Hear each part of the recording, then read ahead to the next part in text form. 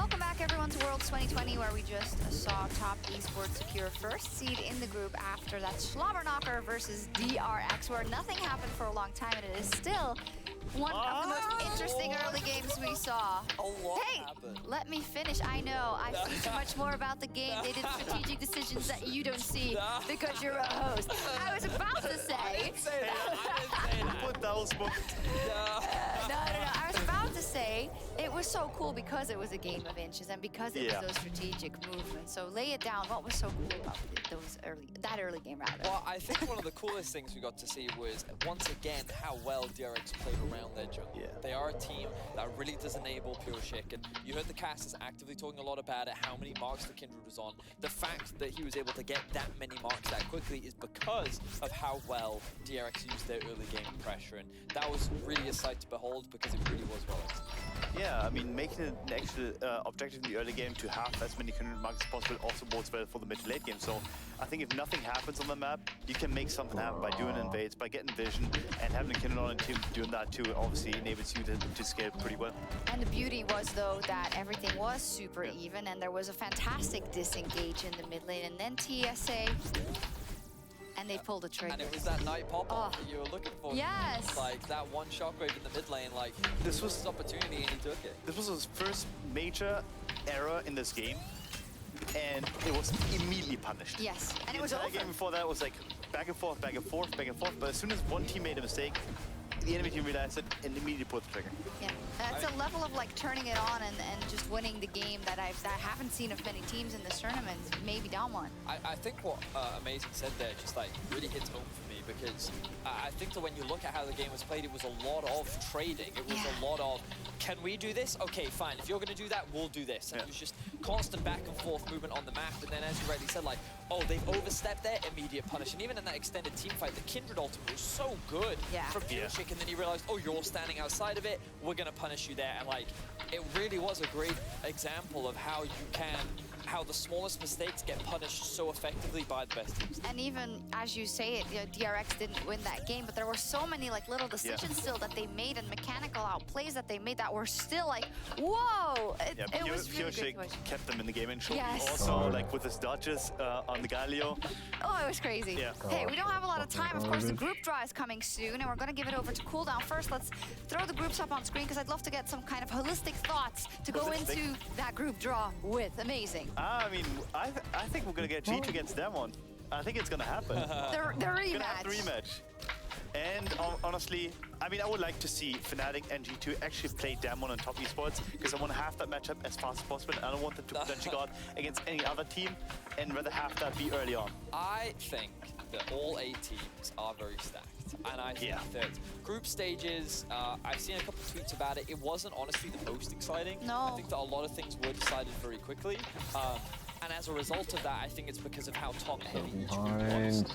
Which means that I think we're going to see some very explosive quarterfinals. I think we're guaranteed 4 games minimum for every single best of 5, regardless of the output. And I actually think that there are a few situations where there will be a straight 3-0.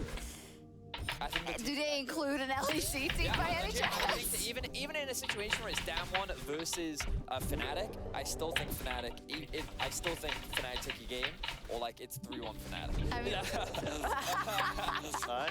check your bias, leave it at the door. Yeah, it's going to be a tall order for the LEC teams, but I also think if you're a general fan of League of Legends, these are 8 very cool and diversified teams that we have that make it to the knockout stage, and we're going to get some banger best of 5. So let's see what those best of 5s will be in the quarterfinals right after this. It's going to wrap up everything from us here in Berlin for the group stage. Thank you so much for watching us for 8 days straight. We'll take a little break, and now you can see Dash and the group draw in Cooldown.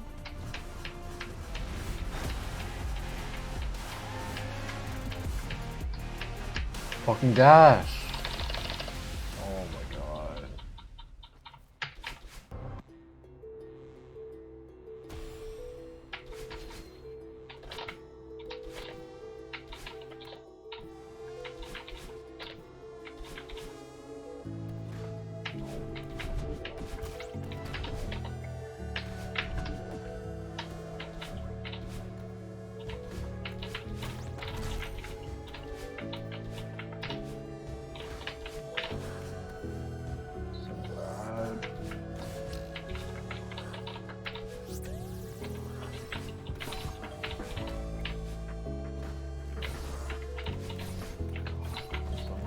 Fucking trash! Where's my ball bounce?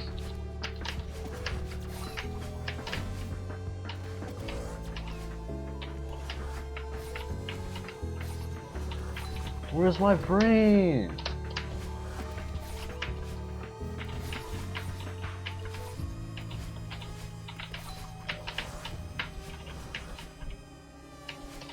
.104 my cock.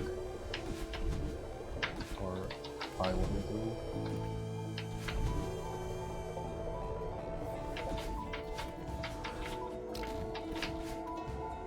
Incoming 2-minute search. Trash.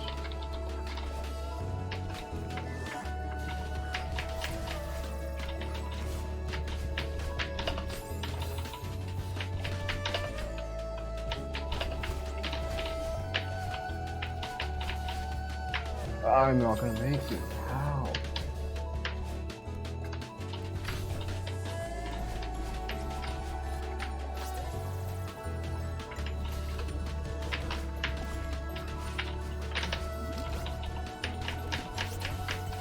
Celeste 20. Walking.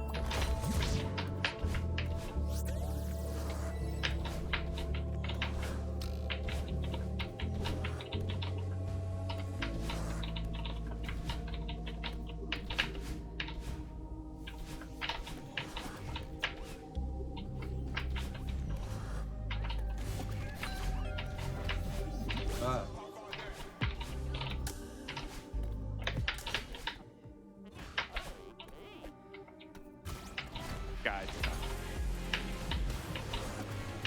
Welcome to Worlds Cooldown, presented by State Farm, your one-stop wrap-up for all things Worlds. Today, I'm joined by Golden Blue, Raz, and Kobe to break down Group B, but also, or D rather, but also to look ahead at the draw show for the knockout stages. Golden Blue, thank you so much for joining us.